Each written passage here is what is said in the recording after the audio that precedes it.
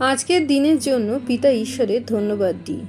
পবিত্র বাইবেল যিহোশুয়ের পুস্তক 1:9 ঈশ্বর যিহোশুয়াকে বলেন, আমি কি তোমাকে আজ্ঞা দিই নাই? তুমি বলবান হও ও সাহস করো, মহাভয়ে ভীত কি নিরাশ হইও না। কেননা তুমি যে কোনো স্থানে যাও, সেই স্থানে তোমার ঈশ্বর সদাপ্রভু তোমার সহবর্তী। পবিত্র আত্মার সহভাগিতা প্রার্থনা করি বিষয়টি বোঝার জন্য। আমাদের জীবনে ভয়, নিরাশা, রাগ, দুঃখ, ডিপ্রেশন, অ্যাংজাইটি, যে নেগেটিভ ফিলিংসগুলো বা নেতিবাচক অনুভূতিগুলো আমরা অনুভব করি, তা কিন্তু ঈশ্বর থেকে আসে না।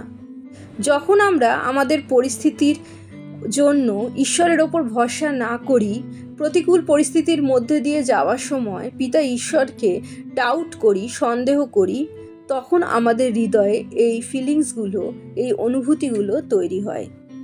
যিহোশুয়াকে প্রভু বলেন তিনি যেন ভীত এবং নিরাশ না হন, কারণ যিহোশুয়ার বয়স কম ছিল এবং তার ওপর মসির সেই দায়িত্ব অর্পণ করা হয়েছিল। সেই ইসরায়েল জাতিকে প্রতিজ্ঞাপ্রাপ্ত দেশে যিহোশুয়াকে নিয়ে যেতে হবে এবং সেই দায়িত্ব সে সুন্দরভাবে পালনও করে। কিন্তু যখন সে সেই দায়িত্ব পায়, গুরু দায়িত্ব, তখন সে ভীত এবং নিরাশ হয়। আর সদাপ্রভু পিতা ঈশ্বর তাকে এইভাবে সান্ত্বনা করেন। আমাদের সৃষ্টিকর্তা সব সময় আমাদের সাথে আছেন। আমরা যখন প্রভু যিশুকে বিশ্বাস করি, তার আত্মা আমাদের হৃদয়ে এসে বাস করেন।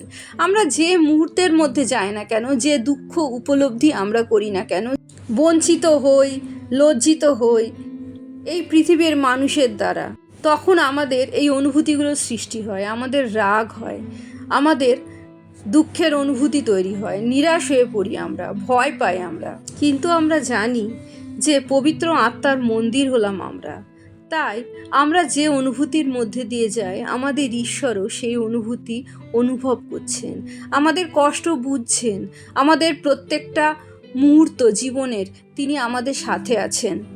তাই যখন জীবনে বঞ্চিত হই, লজ্জিত হই, হেরে যায়, বা আমাদের যা পাওয়ার প্রয়োজন তা না পাই, কেউ আমাদের ঠপকায়, যে কোনো প্রতিকূল পরিস্থিতির মধ্যে দিয়ে আমরা যাই, তখন আমাদের জীবনের শান্তি নষ্ট হয়।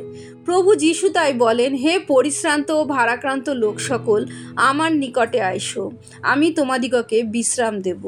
প্রভু যিশুর কাছ থেকেই আমরা সেই শান্তি লাভ করতে পারি, যা তিনি আমাদের প্রতিজ্ঞা করেছিলেন এই পৃথিবী থেকে চলে যাওয়ার আগে।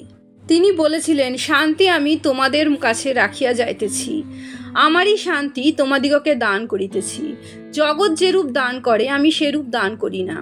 তোমাদের হৃদয় উদ্বিগ্ন না হোক, ভীত না হোক। ঈশ্বরের শান্তির আমাদের কেন প্রয়োজন আছে?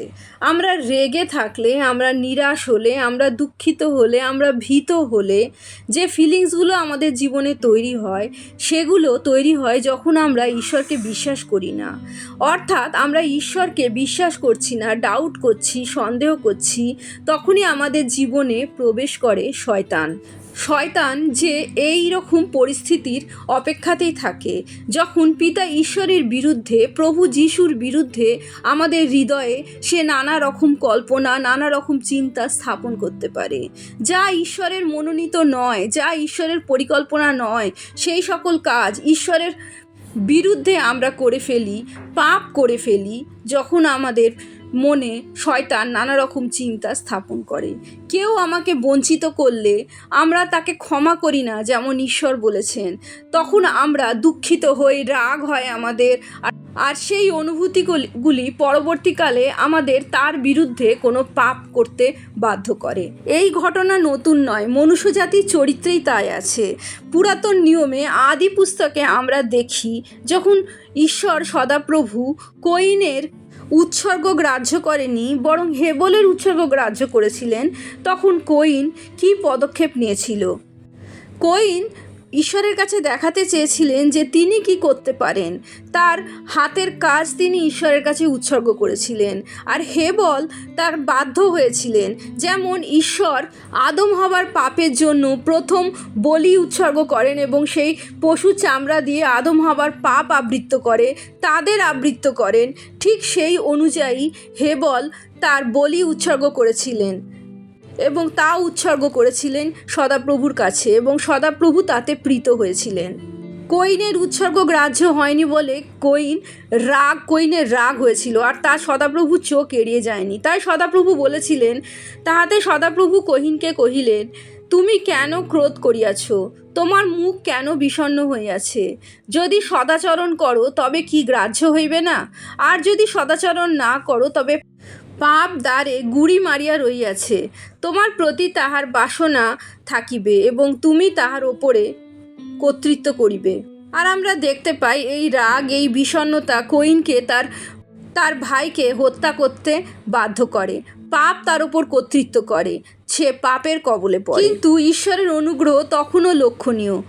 তিনি কৈনকে শাস্তি দেন, কিন্তু যেন কৈনকে কেউ হত্যা না করে, তাই সেই রক্ষা কবচও তিনি তাকে দান করেন। বাইবেলে বারবার এই নেতিবাচক অনুভূতিগুলো থেকে নিজেদের মুক্ত করার কথা বলা হয়েছে। পিতা ঈশ্বর বলেছেন, প্রভু যীশু বলেছেন, পবিত্র আত্মার সহভাগিতায় প্রেরিতরাও বলেছেন, যেন আমরা আমাদের নেতিবাচক অনুভূতিগুলি, যেগুলির মাধ্যমে আমাদের জীবনে বিশ্বাসের অভাব লক্ষ্য করা যায় প্রভু যীশুর ওপর, পিতা ঈশ্বরের ওপর, তা আমাদের পাপের পথে নিয়ে যায়, শয়তানের কবলে ফেলে এবং আমরা ঈশ্বরের কাছ থেকে, প্রভু যীশুর অনুগ্রহ থেকে বঞ্চিত হই। ফিলিপিওদের পত্রে সাধু পৌল জেলের মধ্যে বন্দিদশা অবস্থায় ফিলিপিওদের লেখেন, কোনো বিষয় ভাবিত হইও না, কিন্তু সর্ববিষয়ে প্রার্থনা ও বিনতি দ্বারা ধন্যবাদ সহকারে তোমাদের যাচনা সকল ঈশ্বরকে জ্ঞাত করো। তাহাতে সমস্ত চিন্তার অতীত যে ঈশ্বরের শান্তি, তাহা তোমাদের হৃদয়ে ও মন খ্রিস্ট যীশুতে রক্ষা করিবে।